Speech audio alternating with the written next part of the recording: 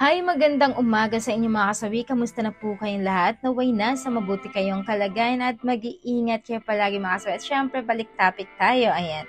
Ma'am, ano naman ang sign na babae na malaki yung tilapia niya? So, yung ating sender ay isang lalaki. May topic na rin tayo nito mga kasawi. Syempre, balikan lang natin na ano nga ba ang mga sign kapag malaki ang tilapia ng isang babae. Magbibigay tayo ng tatlo lang dito mga kasawi. Ang unang sign kapag malaki ang tilapia ng isang babae ay malapad yung noo. So ayan, legit yan, malapad yung noo. So alam mo na malaki ang tilapia ko. Charot lang. So yun mga kasawi, kapag once na malapad daw ang noo ng isang babae, so ibig sabihin nito ay malaki ang kanilang mga tilapia. Ibig sabihin kapag malapad ang noo, mataba, ayan, at talagang panalo ang kanilang mga tilapia, mga kasawi. Ayan yung ating una na sign.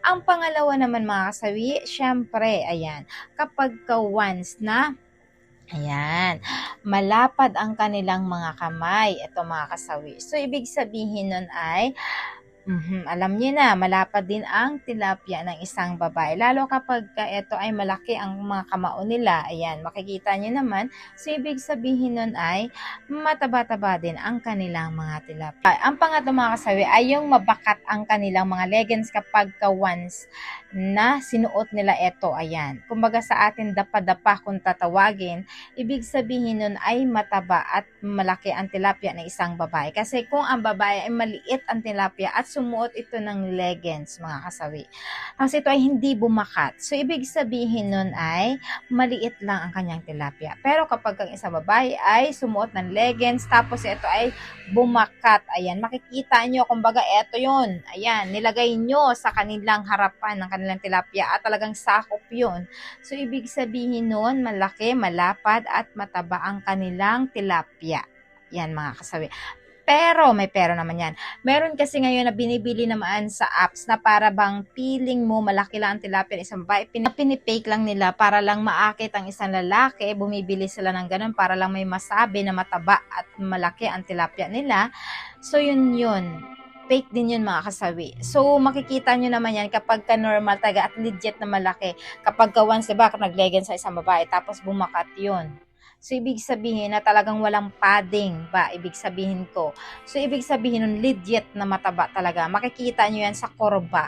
Pero kung asawa nyo naman talaga, yan, malalaman nyo naman kapag once na dinakma mo si Mrs., hinawakan mo si Mrs., sinalat mo si Mrs., ayan, at nahawakan mo ang tilapia ni Mrs. Matic at malaki talaga ito, mataba, yun talaga, super legit na talaga. Kasi nga, nahahawakan nyo na. Pero kung sa tingin ninyo, sa unang tingin lang yan ha, unang tingin, na gusto nyong malaman talaga, di ba sign nga na unang sign na malalaman mo talagang malaki at mataba ang tilapia, yun sa mga sign na ginawa ko kanina, yung una, pangalawa, pangatlo, yun. Pero kung talagang legitimate yung gusto niyo at asawa mo na si Mrs., di ba, kung mapapansin mo, ngayon kung maririnig mo tong vlog na to, yung mga sign na sinabi ko, una, pangalawa, pangatlo, tingnan nyo ng mabuti si Mrs., dakmain ninyo, di ba? Doon nyo mapaparam na, ay, tama pala si advisor. Kasi kapag dinakma mo si Mrs. tapos mathalat-salat mo ito, so ibig sabihin at malaki matambok ito, talagang magbabakat ito mga kasawi at madaling salatin kasi nga kumbaga maumbok-umbok kasi siya, maumbok-umbok yan.